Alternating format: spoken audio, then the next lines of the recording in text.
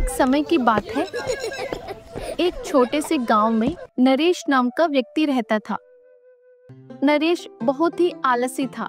उसे किसी भी तरह का काम करना बिल्कुल पसंद नहीं था। वह दिन भर बस सोता, घूमता और किसी न किसी बहाने खाने की व्यवस्था कर ही लेता। नरेश को लगता था कि मेहनत करने की जरूरत ही क्या है। भगवान सबका ख्याल रखते हैं, मेरा भी रखेंगे। मैं क्यों मेहनत करूं? जब भगवान ने सबकी व्यवस्था कर रखी है तो मेरी भी कर देंगे ना। थोड़ी चतुराई दिखाओ बस। एक दिन नरेश जंगल की ओर घूमने निकल पड़ा। पेड़ों की ठंडी छांव, पंछियों की मीठी आवाजें और हरियाली देखकर उसका मन प्रसन्न हो गया। जंगल की हल्की हवा, पक्षियों की आवाजें और भी मन प्रसन्न कर रही थी। तभी उसकी नजर एक लोमड़ी पर पड़ी। वह लंगड़ाते हुए बड़ी मुश्किल से चल रही थी। उसका एक पैर घायल था। नरेश हैरानी से देखते हुए बोला, अरे ये लोमड़ी तो लंगड़ी है। जंगल जैसे खतरनाक जगह में ये कैसे जिंदा है? ये कैसे खाना जुटा पाती होगी? नरेश को बहुत हैरानी हुई। वह चुपचाप लोमड़ी के पीछे पीछे चलने लगा। उसे जानना था कि आखिर ये घायल लोमड़ी अपना पेट कैसे भरती है।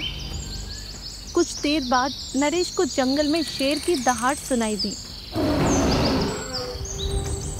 शेर की जोरदार दहाड़ सुनकर डर के मारे नरेश तुरंत एक पेड़ पर चढ़ गया और वहां से देखने लगा। उसने देखा कि एक शेर अपने मुंह में ताजा शिकार लेकर जा रहा था। जैसे ही शेर बैठा और मांस खाने लगा, उसके मुंह से मांस का एक टुकड़ा नीचे गिर गया। लोमड़ी लंगड़ाते हुए वहां पहुंची और उस गिरे हुए मांस के टुकड़े को खा गई। यह सब देखकर नरेश आश्चर्य और खुशी से बोला, वाह, देखो तो भगवान कितने दयालु हैं। उन्होंने इस लंगड़ी लोमड़ी के लिए भी खाने की व्यवस्था कर दी। जब वो लोमड़ी भूखी नहीं मरती तो मैं क्यों मरूंगा? भगवान मेरा भी ख्याल रखेंगे। नरेश पेड़ से उतरा और मन ही मन सोचते हुए अपने घर लौट आया। अब उसने काम करना छोड़ दिया और बस इंतजार करने लगा कि भगवान उसके लिए भी किसी शेर से मांस गिरवा देंगे। एक दिन बीता,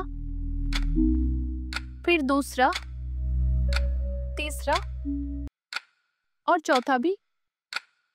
4 दिन हो गए, लेकिन भगवान की तरफ से कोई मांस नहीं आया। भूख के कारण नरेश की हालत खराब होने लगी। वह कमजोर हो गया। उसकी आंखों के आगे अंधेरा छाने लगा। उसी समय एक संत उसके गांव से गुजर रहे थे। नरेश ने उन्हें पुकारा और धीरे से बोला, महाराज, मेरी हालत बहुत खराब है। मैंने सोचा था भगवान मेरी व्यवस्था करेंगे जैसे उन्होंने उस लोमड़ी की थी, लेकिन मैं भूखा मर रहा हूँ। संत मुस्कुराकर बोले, बेटा, भगवान ने तुम्हें उस लोमड़ी की कहानी दिखाकर एक सीख दी थी, लेकिन तुमने सीख गलत समझ ली। नरेश हैरान होकर बोला, गलत? पर वो लोमड़ी तो शेर के छोड़े मांस से जी रही थी।